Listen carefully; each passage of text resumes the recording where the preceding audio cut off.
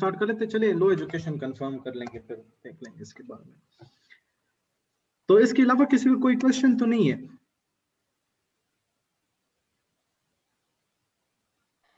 साथ इसमें मैं एक और चीज बताना चाहती हूँ। ये जी जी। शोएब मंसूर ने एक गाना लिखा था बिल्कुल उसी फॉर्मेट पे जो इकबाल की दुआ थी ना, वो बच्चे की दुआ जो है लब पे आती है दुआ बन के, उसी के फॉर्मेट पे उसने लिखा था। और वो दुआई रीम के नाम से माहिरा खान है उसमें। तो उसमें दिखाते हैं कि पुराने ज़माने की औरतों का क्या ख्याल होता है और नए ज़माने की औरत का क्या ख्याल होता है। उसमें वो जो डोमेस्टिक वायलेंस है ना, उसको बड़ा ग्लोरीफाई करके वो पुराने ज़माने की औरतें पेश करती हैं। उसकी लिरिक्स अगर वो गाना अगर कोई सुन ले तो आप लोग को वो बहुत अच्छा लगेगा, क्योंकि उसमें उस टाइप के अच्छा बस अगर उसको थप्पड़ पड़ रहे तो कोई बात नहीं, ये तो बस उसका काम है और शुक्र करो कि जूता नहीं पड़ रहा, इस तरह का ना। तो वो बहुत अच्छा है, अगर आप उसको कोई मैं देख एक ले बुक का बहुत नाम मेरे जबरदस्त है। दिमाग में आ रहा है, लेकिन नाम नहीं आ रहा, ना ऑथर का नाम मेरे दिमाग में आ रहा है, लेकिन I have read about it. एक बुक है, औरतों को कैसे कब्जे में करे इस्लाम को मद्देनजर रखते हुए, इस तरह कुछ बुक है। पार्ट 1 निकाला था, इतना मशहूर हुआ, इतना मशहूर हुआ, इतना मशहूर हुआ कि उस बंदे ने अभी 2019 में पार्ट 2 उसका निकाला है। किसी को उसका उस बुक का नाम पता है? Completely forgotten the author and the books name.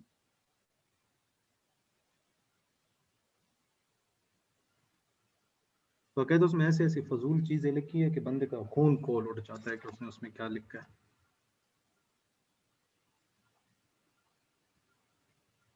हाँ अब्दुल हसीब, उसमें बस सिर्फ यही बातें होती है, how to control women, how to suppress women, how to keep them in their hands। ये जिस बुक की मैं बात कर रहा हूँ। शुड वी मूव फॉरवर्ड या कोई कुछ और ऐड करना चाहता है? क्लियर है साथ? अच्छा जी।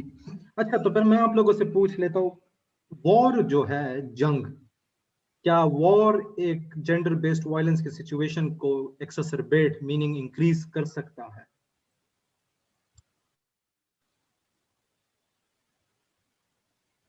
यस। हाउ? एग्जांपल्स हैं?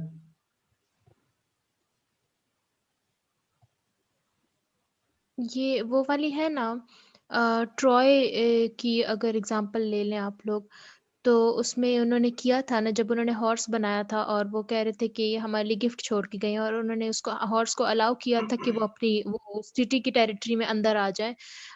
तो वो जब रात को आए थे तो उन्होंने जो है ना, मतलब रात के अंधेरे में उन्होंने फिर हमला किया था उस सिटी के ऊपर, और उन्होंने जो है वो उसका बदला लिया था, अपने कज़न का बदला लिया था। और उस टाइम पे उन्होंने जो है ना काफ़ी जेंडर बेस्ड वायलेंस किया था इन ओपन, और many women were raped, even main were raped. Pakistan के लिहाज से कोई एग्जांपल है रिसेंटली 2019 में, 18 में बल्कि? हिंट भी दे देता हूँ, Dayesh Karachi medical college engineering college.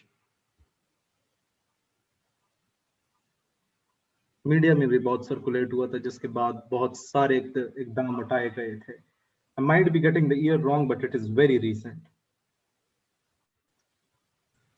चलें बता देता हूँ। नहीं, situations of conflicts, post-conflicts and displacement may exacerbate existing violence, such as by intimate partners as well as non-partner sexual violence, and may also lead to new form of violence against women. Increase करता है, it leads to new forms of violence. शोर जो है उस पे सारे bosses शोर करते हैं वहां के, अपना सारा वो सब बीवी पे उतार देता है, बच्चों पे उतार देता है, औरतों पे उतार देता है। And new forms of violence, basically मैं समझाना चाहता हूँ, न्यू फॉर्म्स ऑफ वायलेंस शुरू कर देता है वॉर। कैसे? दयेश की एग्जांपल, दाश की एग्जांपल ले ले।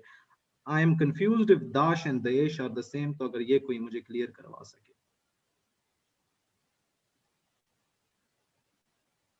Are Dash and Daesh the same or they are different?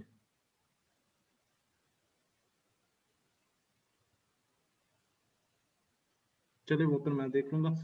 लेकिन दाश बेसिकली क्या हुआ था पाकिस्तान में कि न्यूज रिपोर्ट्स में चलने लगी कि औरतें from Karachi, Sindh, Lahore, basically well educated औरतें, गरीब भी लेकिन वेल एजुकेटेड औरतें, किस लेवल की वेल एजुकेटेड औरतें? मेडिकल कॉलेजेस की, इंजीनियरिंग कॉलेजेस की, जो पढ़े लिख चुके हैं। You would expect them to be more vigilant, you would expect them to be more smart about it, but just to show you how easily the psyche of everyone, male, women, Munich Khwaja Sara कहते हैं, if I'm pronouncing it right, war कैसे उनको, terrorism कैसे उनको affect कर सकता है. क्या हुआ basically,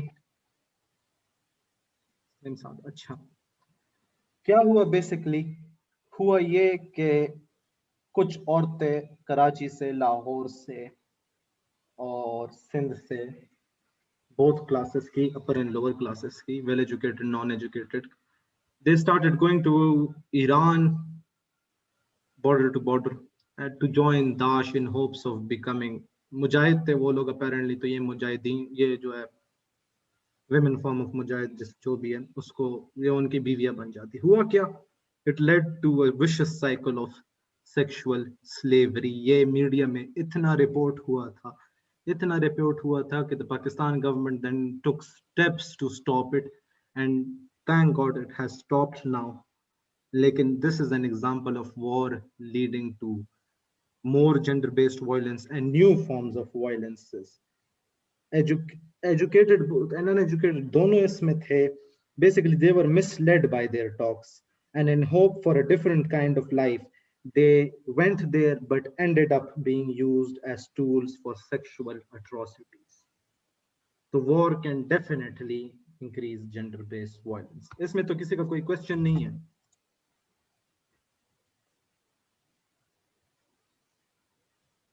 नहीं साथ नहीं है.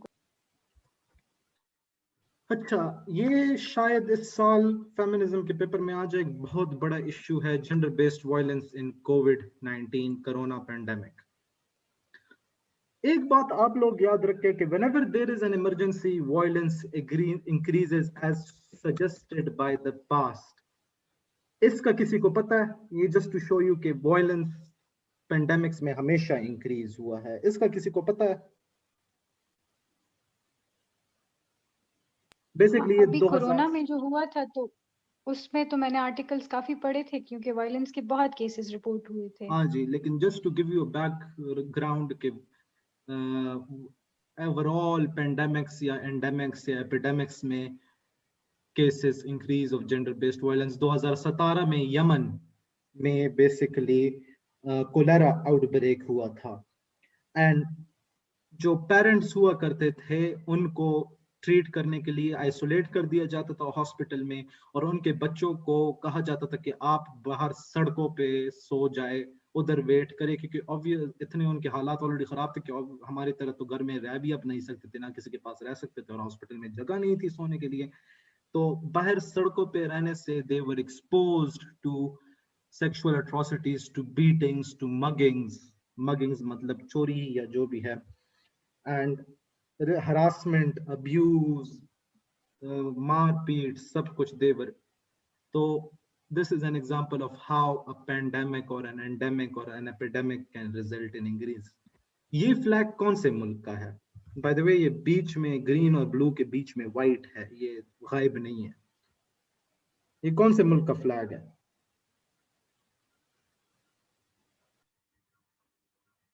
चले पहले वर्ड मैं बता देता हूँ, सियरा. इसका दूसरा क्या है? सियरा के बाद क्या आता है? सियरा लियोन जो अफ्रीका में है. हाँ, सियरा लियोन. सियरा लियोन में क्या हुआ था? बेसिकली उनमें इबोला एपिडेमिक आया था, and the community members that were responsible for enforcing quarantine themselves sexually exploited the patients. They themselves beat the patients और उनसे favors लेते थे, उन पे अपना गुस्सा उतारते थे in return for letting them leave for groceries and basic necessities that were needed. So these are examples कैसे they have in pandemics they can increase. यहाँ पे लिखा है कि whenever there is an emergency, violence increases, whether चाहे वो फिर economic crisis हो, चाहे फिर वो conflict हो, चाहे वो फिर disease outbreak हो. हिस्ट्री में examples है. और क्यों? क्योंकि प्री एग्जिस्टिंग टॉक्सिक नॉर्मल्स होते हैं, जेंडर इनइक्वालिटीज होते हैं, ऑलरेडी जो है घरों में मसले चल रहे होते हैं, बिहाइंड क्लोज्ड डोर्स हल्का पुल्का तशद्दुद चल रहा होता है, then that is coupled with their stresses, economic stress, financial stress, social stress, बीवी को कब्जे में रखो, यार बीवी जो है हाथ से निकली जा रही है, इसको कब्जे में रखो।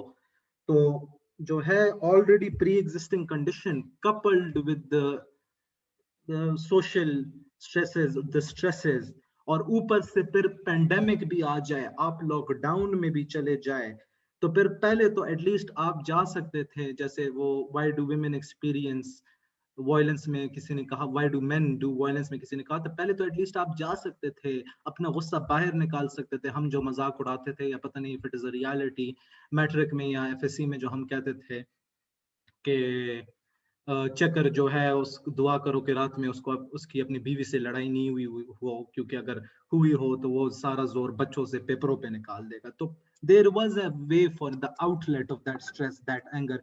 लेकिन व्हाट डिड कोविड-19 do? That led to a lockdown.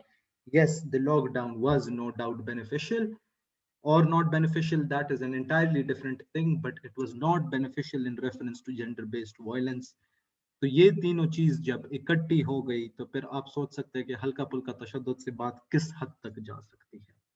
और उसके अलावा दे नॉर्मल मोरल सपोर्ट भी जो थोड़ा बहुत मिल जाता था, अगर हो भी जाती थी औरत को, वो जाके अपनी माँ को बोल देती या जो भी हो जाता था, वो भी एक तरीके से कट ऑफ हो गया। Normal support services western world में बाकायदा हॉटलाइंस होती है जिनको आप कॉल कर सकते हैं, they can come and save you and take you to community shelters and what not, वो भी बंद हो गए ड्यू टू कोविड-19 पेंडेमिक्स। और अगर खुले भी थे तो they did not have that much access to facilities because of the lockdown. By April 2020, 90 countries in lockdown, 4 billion people are now sheltering at home from the global contagion of COVID-19. 90 ममालिक और 4 billion लोग जो हैं घरों में बंद हो चुके थे बाय अप्रैल 2020। तो आप खुद सोच सकते हैं कि इन 4 बिलियन में कितने लोग होंगे जो कि not all of them, but कितने लोग होंगे who are at the receiving end of and the giving end of gender-based violence. UN Women reports that a shadow pandemic of violence against women is growing, जिस तरह लाइबा ने कहा था कि increase हो रहे हैं। As more countries report infection and lockdown, more domestic violence helplines and shelters across the world are reporting rising calls for help. Argentina में, कनाडा में, फ्रांस में बढ़ रही है केसेस जेंडर बेस्ड वायलेंस के। Helplines in Singapore and Cyprus have registered an increase in calls by more than 30%. Normal से ज्यादा 30% से ज्यादा कॉल्स इंक्रीज हो रही है। यहां तक तो किसी का कोई क्वेश्चन नहीं है, समझ आ रहा है?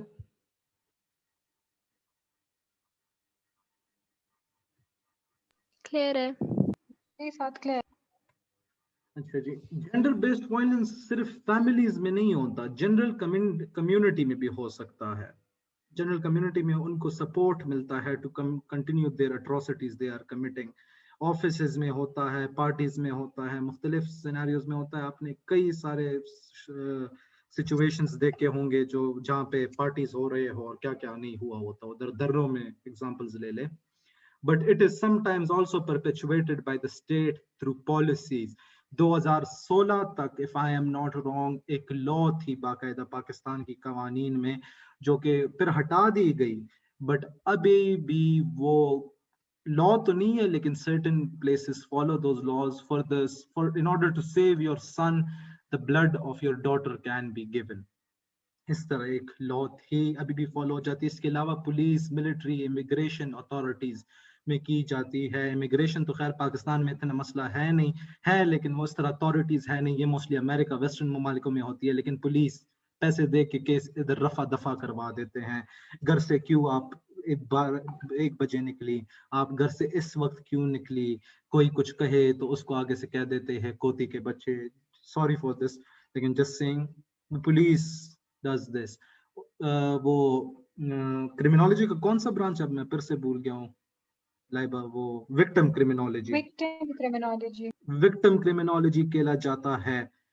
इमिग्रेशन एंड ये स्टेट बेसिकली कर रही होती है, दे आर नॉट, जो स्टेट सपोज अगर मर्दान में वाकई हुआ था ना, स्टेट उसके खिलाफ कुछ एक्शन ले दी थी, that would have become the law even if it was not the law. क्यों? क्योंकि आगे लोगों को पता होता था कि हमने कुछ किया तो कुछ होगा हमारे साथ भी।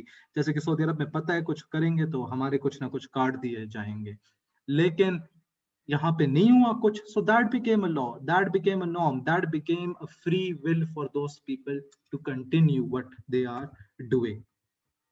Gender-based violence happens in all societies across all social classes, with women particularly at risk from men they know. इसलिए आप लोग देखते हैं कि गाँव में जो है बाहर निकलते हैं तो पर्दा पहना होता है, इस्लाम भी कहता है, लेकिन just nowadays it's mostly to protect themselves, ताकि ये ना हो कि घर में जाके फिर शोहर कहे कि वो मर्द कौन था जो आपको देख रहा था। अच्छा, यहाँ तक तो किसी का कोई क्वेश्चन नहीं है?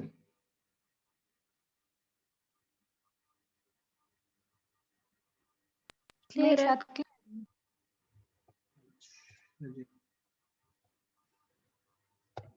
अच्छा, which international organizations talk about gender-based violence? कुछ international organizations के नाम आप मुझे ले सकते हैं? बेसिकली एक बात पहले मैं बता दूं, इंटरनेशनल ऑर्गेनाइजेशंस जब आपने पेपर में लिखना है ना, तो अगर आपने डेफिनेशन लिखनी है, मैंने डेफिनेशन स्लाइड्स में नहीं लिखे क्योंकि दे आर टू मच। आप लोग खुद, अगर आप लोगों को लगता है कि आप लोगों की इतनी कैपेबिलिटीज है कि आप रटा कर सकें वर्ड बाय वर्ड, क्योंकि जैसे हमें मेडिकल में कहा जाता था, in life would be better able to understand this, कि जब आप लोग हेल्थ की डेफिनेशन लिख रहे हो and you are citing some organization such as World Health Organization, so you have to write it word by word. ये ना हो कि आप लिखो कि health is not just the mere absence of this, और ये it is this and it is this. आपने word by word वही का वही लिखना होता है। तो you can just choose to write the name of the organization, but make sure you write the article number and all. तो CEDAW article 1 कहता है, CEDAW क्या चीज है, किसी को पता है? What does CEDAW stand for? Convention on Elimination of All Forms of Discrimination Against Women. Exactly. CEDAW का Article 1, Convention on the Elimination of Discrimination Against Women. इनका Article 1 जेंडर बेस्ड वायलेंस के बारे में बात करता है। Like I said, डेफिनेशन अगर किसने पर देखनी हो तो वो देख सकते हैं। Even if you just write this in the paper, that will be more than enough. इसके अलावा this is what it stands for, Convention on the Elimination of All Forms of Discrimination Against Women. Pakistan इसका एक signatory है, so this is a must write in the paper क्योंकि it is relevant to Pakistan. United Nations Article 4C talks about gender-based violence. Article 2 of Human Rights Declaration talks about gender-based violence. Like I said, definitions मैंने नहीं लिखी क्योंकि they are too much. किसी को अगर अपनी capability इतनी, जी ये कन्वेंशन तो वो नहीं होती, how can it be an organization, मतलब मुझे समझ नहीं आई।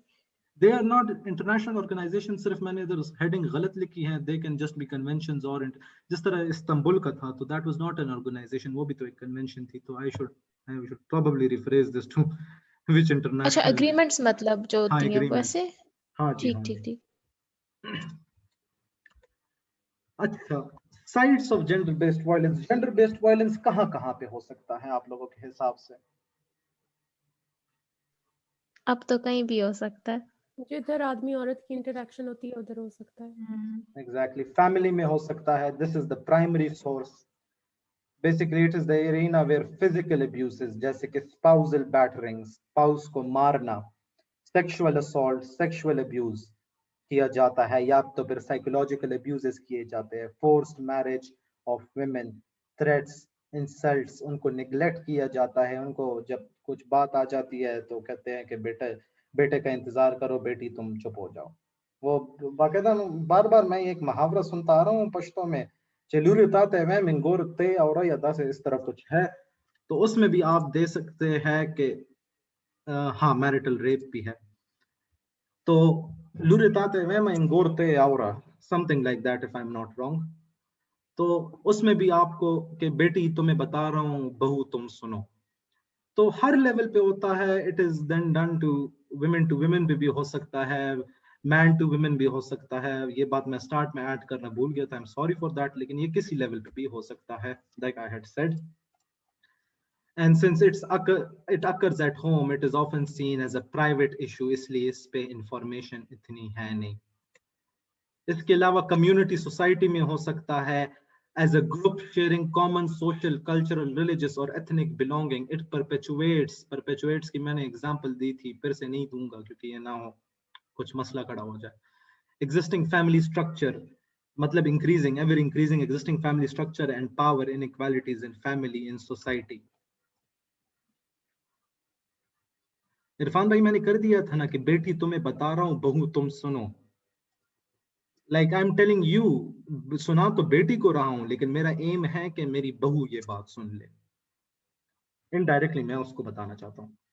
तो कम्युनिटी के कुछ कॉमन सोशल कल्चरल बिलीव्स होते हैं कि बीवी को इस तरह रख दिया जाए, तो वो फिर इनग्रेव किया जाता है साइकीज में. ना हुए तो फिर ताने आ जाते हो, उसका तुम्हारी बीवी तो जो है तुम्हारे हाथों से निकली जा रही है, इसको कंट्रोल करो, और ये और वो, इस टाइप की बातें बीच में आ जाती है.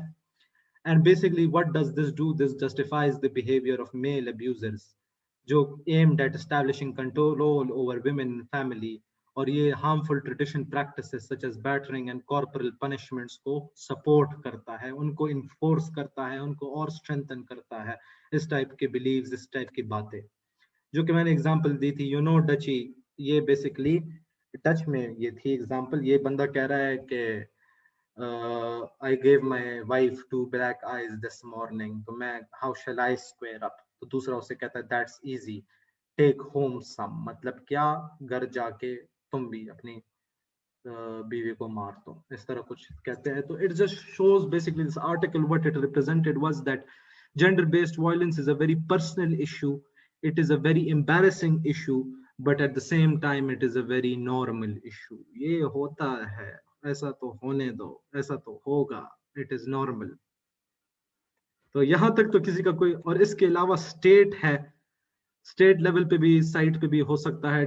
क्यों, कैसे, making discriminatory laws, right to women औरतों के साथ नहीं थी. Basically this perpetuates gender based violence, क्योंकि जैसे मैंने कहा था अपनी फेमिनिस्ट थ्योरी में कि आप लोगों ने इनको महदूद रख दिया है, किसके तहत, बिरयानी और लेमन मैक्स के तहत. तो फिर ऐसे तो होगा. If government takes action, it is law, and if not taken, it is also law of sort. जैसे कि मैंने मर्दान का कहा था कि अगर उन्होंने फैसला लिया होता कुछ ऐसा जो कि कुछ बातें जो मीडिया में कुछ हो जाता, उसमें शोर मचवा देता.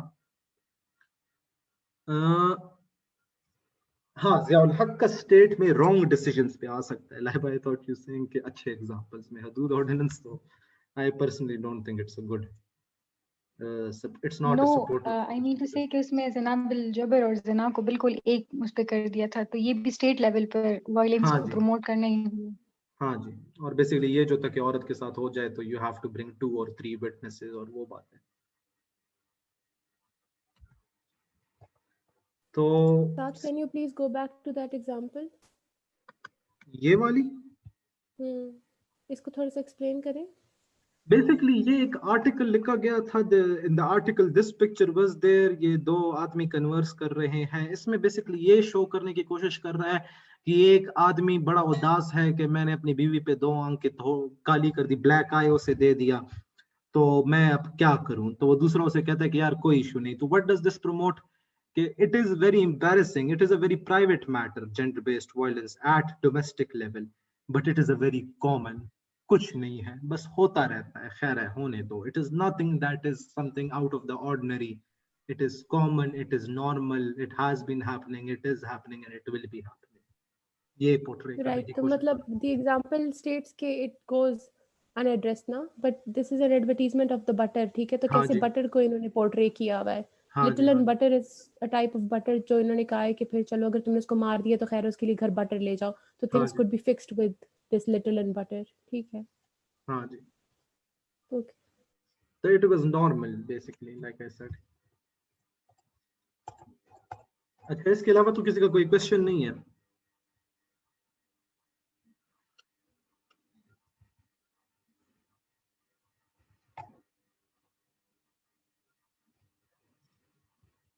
यस लाइबर, जैसे मैंने कहा था, something very embarrassing but something very common. अच्छा, समझ तो आ रही है ना आप लोगों को? जी समझ. अच्छा, types of gender based violence जो है देख लेते हैं. फिजिकल वायलेंस हो सकता है जैसे कि murder, serious and minor assaults, deprivation of liberty and murder and even groping, ये जो बाजार में जाके हरकतें होती है, these are also a type of physical violence. इसके अलावा sexual violence, it's a type of gender based violence, any act performed an an individual without their consent. Psychological violence, वो कहते हैं ना प्यार भी करो लेकिन मर्जी से। Psychological violence, defamation, verbal insult, harassment psychological में आ जाता है। इसके अलावा इकोनॉमिक एक जेंडर बेस्ड वायलेंस का टाइप है, बेसिकली एनी एक्ट और behaviour which causes economic harm to an individual, जैसे कि property damage, restricting access to financial resources, education, बेटों को जो है बीकन हाउस और सिटी स्कूल भेजा जाता है, औरतों को जो है पता नहीं कहाँ भेजा जाता है। बेटों को प्रॉपर्टी दी जाती है, औरतों को प्रॉपर्टी नहीं दी जाती। बेटों को ज्यादा कुछ दिया जाता है, औरतों को कुछ नहीं दिया जाता है। एंड इट इज, इसको तो मैं खुद एग्जांपल दे सकता हूँ, it's not happening too far away from my home, right in my neighbourhood हो रहा है। लेकिन जो भी है छोड़ो, मेरा उनमें से कुछ काम है नहीं। Like I said, we all are responsible for in some way. तो इकोनॉमिक भी एक type of gender based violence हो सकती है। तो इसकी समझ आ गई? कोई क्वेश्चन तो है नहीं इस लिहाज से?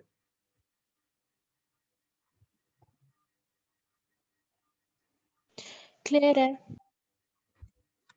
Acha, now welcome to Pakistan.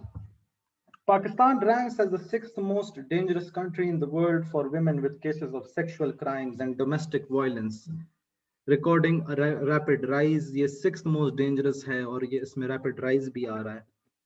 According to statistics collected by White Ribbon Pakistan, ये एक non-governmental organization है for women's rights. 4,737 women faced sexual violence between 2004 and 2016, and over 15,000 cases of honor crimes were registered. There were more than 1,800 cases of domestic violence and over 5,500 kidnappings of women during this period. और ये तो अब ये kidnapping of women and killing of women तो recently भी हुआ है, लेकिन not in Pakistan, in India. अगर आप लोगों में से किसी ने न्यूज़ फॉलो किया हुआ हो, जो कि बंदा आके उसने दिन दहाड़े औरत को गोली मार दी। According to media reports, more than 51,241 cases of violence against women were reported between January 2011 and June 2017. And ये तो अब बजाय तो इतना लग भी ना ही रहा होगा, क्योंकि क्या है 6 साल में 51,241 क्या है, लेकिन ये बहुत कुछ है, क्योंकि keep in mind these are just the reported cases, God knows कितने अनरिपोर्टेड जा रहे होंगे। इसके अलावा in 2019 peace and security index, Pakistan ranked 164 out of 167 countries. मतलब क्या सिर्फ 3 और ममालिक थे जो कि इनसे ज्यादा खराब थे। किसी को पता है वो 3 ममालिक कौन से हैं? तुक्का मारो, खैर है।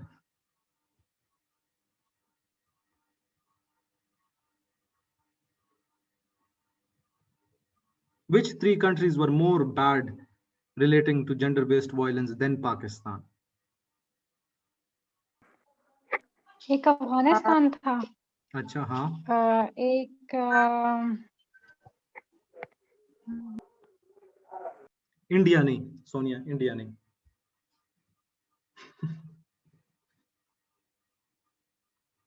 अच्छा, अफगानिस्तान था दूसरा।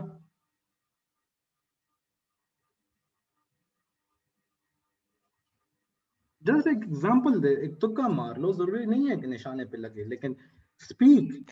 क्योंकि क्वेश्चन क्या है? मुझे क्वेश्चन नहीं क्वेश्चन सुना ये मैंने। है कि जब 2019 में women peace and security index आया ना, तो out of 167 countries that are bad for women to live in, with 167 being the worst, Pakistan ranked 164। मतलब उससे 3 ममालिक सिर्फ ऐसे थे जो कि उस पाकिस्तान से भी खराब थे। तो वो 3 ममालिक कौन से हैं? वो भी इतना मुझे याद है कि मुस्लिम कंट्रीज ही थी, लेकिन अभी हाँ। मुझे उनका नाम भूल गए।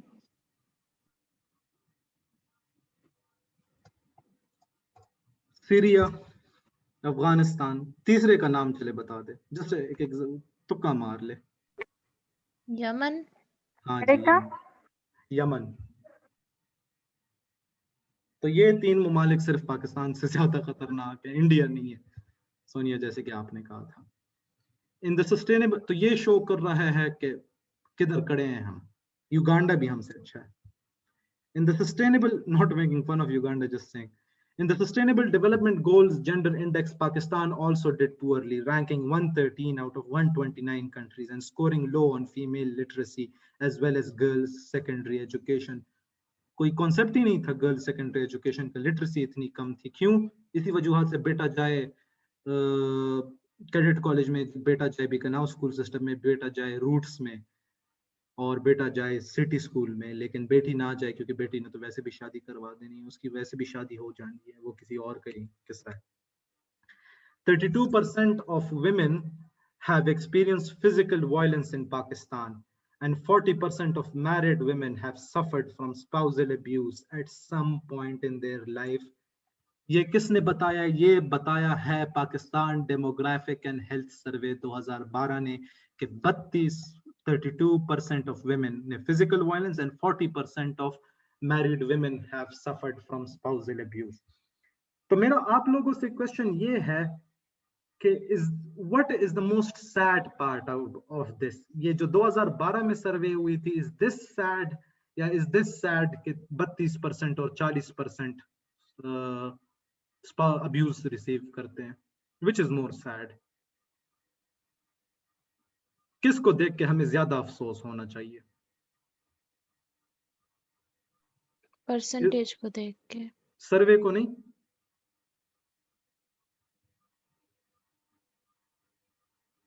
कितने साल गुजर चुके हैं 2012 से 13 तक? सर्वे तो अब हम करेंगे तो ये यही तो इसका मसला रेट है और कि भी हम, ज्यादा होगा।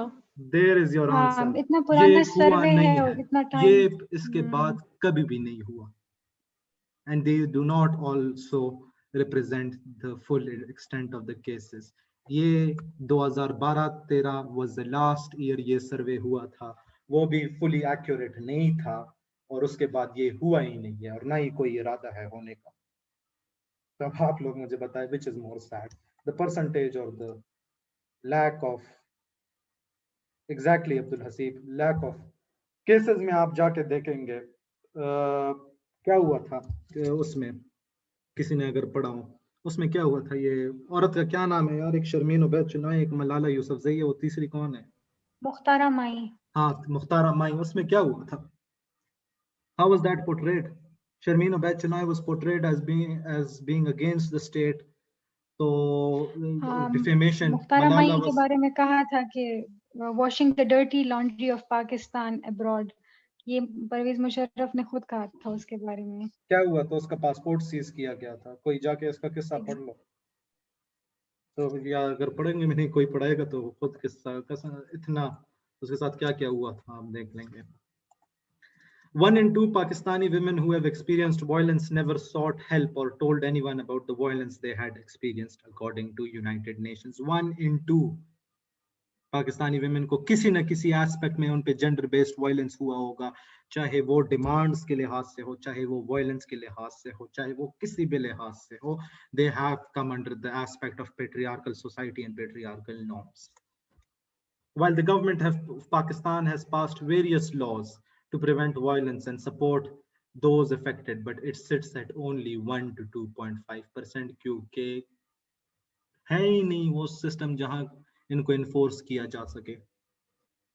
Resources and services for women survivors of GBV remain scarce. बाहर वेस्टर्न ममालिक में हॉटलाइंस है, यहाँ पे कुछ नहीं है। Health services personnel are inadequately equipped, referral systems are limited, and insufficient training on GBV combined with low investment in human capital enhances the vulnerability of women. और इसका point के scarce है, I am sorry for bringing this up and I am sorry for if it offends anyone. आप लोगों को पता है कि till very recently what was the test for being raped? कैसे पता चलता था? Just say yes or no. You don't need to name it, and I'd also try to avoid naming it. Do you guys know yes or no?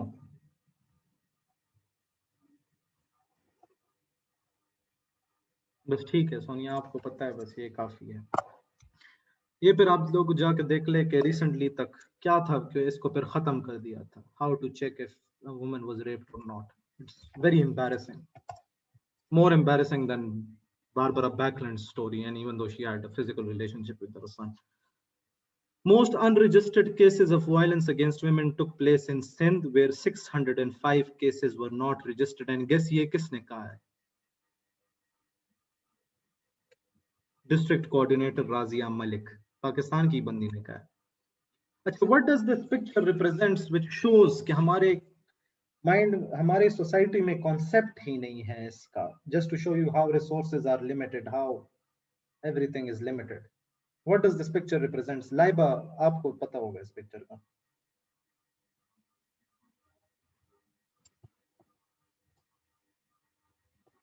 I have no idea, मुझे समझ नहीं आ रही।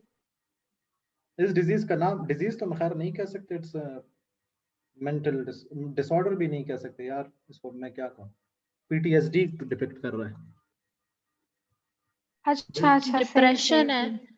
Post traumatic stress disorder, इसका कोई concept he She नहीं is है। not going to share it with anybody, और वो उसी को अपना उसी ट्रॉमेटिक एक्सपीरियंस को कॉन्स्टेंटली थ्रू आउट हर लाइफ वो उसी के अंदर रहेगी और हर चीज को उसके साथ लिंक करती रहेगी।